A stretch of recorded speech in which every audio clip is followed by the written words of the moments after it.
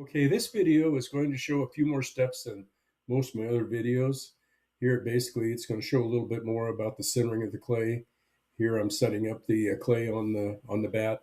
I mopped it down a little bit with a sponge to make sure there are no lumps of clay on there or anything. So here I'm just centering the clay. I'm going to pull it up and down 2 or 3 times.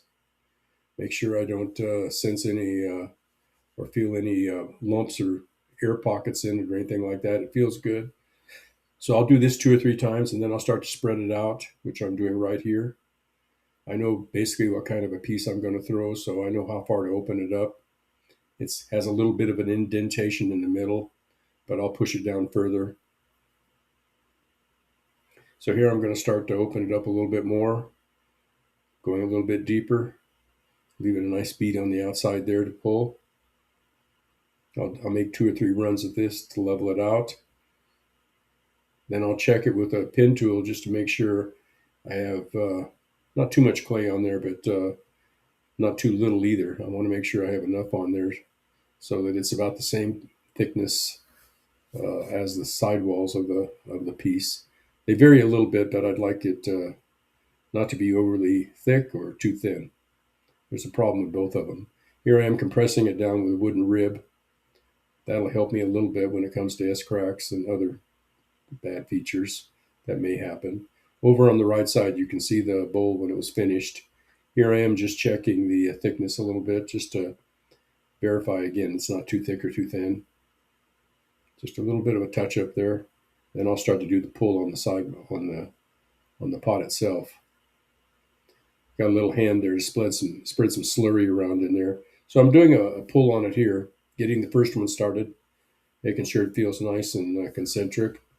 Do a pull. I'm going to leave a little more clay at the top because as you can see, it flares out quite a bit at the top. So I want extra clay up there at the surface. Whereas if it tapered down all the way to the top with a thin lip at the top, it would be very difficult to have a strong lip on the bowl. These are decorative bowls that are going to be carved, so I like a lot of surface area on them, mainly for the carving. That's my favorite part of it. But the throwing is pretty important. I like to have my pieces as round as possible and the same consistency, so that even when they dry, they're nice and relatively round or concentric.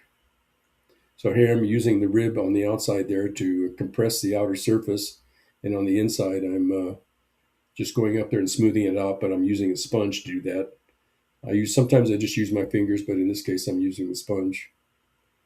Leaving that bead at the top for the lip. Here I am compressing the base of it again, and I'm leaving a nice little transition curve from the base to the sidewall. Again, I'm using the rib here to compress that outer surface, plus I'm widening it up a little bit more at the top. So far it's looking pretty good. Again, I'm just using that rib, just to not pushing too hard with either the sponge or the rib, but I'm just sort of giving it some shape. Using the sponge here a little bit to smooth it out and give it a nice curve on that upper edge. Then with the sponge, I'm adding that flared lip on the bowl. Using the chamois again to smooth it out. Like it as smooth as possible on that lip. And the final touch up, a real light touch with the spoon just to give it a nice conversion from a straight wall to a curve as the lip spreads out. Again, I'm using the tool to compress the surface and clean up that rib. And just a final touch up again with the sponge.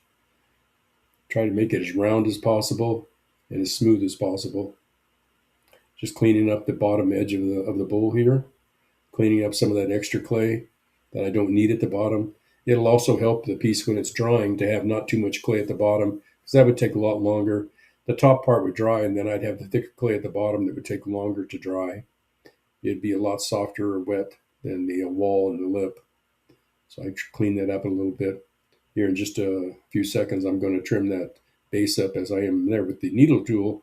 I'm leaving a little bevel at the bottom there, taking that extra clay out. But the main reason I do it at this point, I could do it later, I just do not want too much clay there, so it take longer to dry out or stay far moister than at the top. So here I'm just cleaning up that bottom edge with the needle tool. getting extra pieces there. These are just little things that help later on. Just doing a little touch up on the inside here. So this piece here, when it's completed as it is on the right, it'll be leather hard. It'll be stained, and when it's stained and it gets to another dryness, a level of dryness, the carving completed, it'll be air dried. Then it'll be bisque fired, and after that, I have an option of firing it as is with the stain and the glaze for a natural finish, or it'll have a semi-transparent glaze applied to it that will enable me to see the stain pattern. It'll be fired to cone 5 in my Skutt kiln.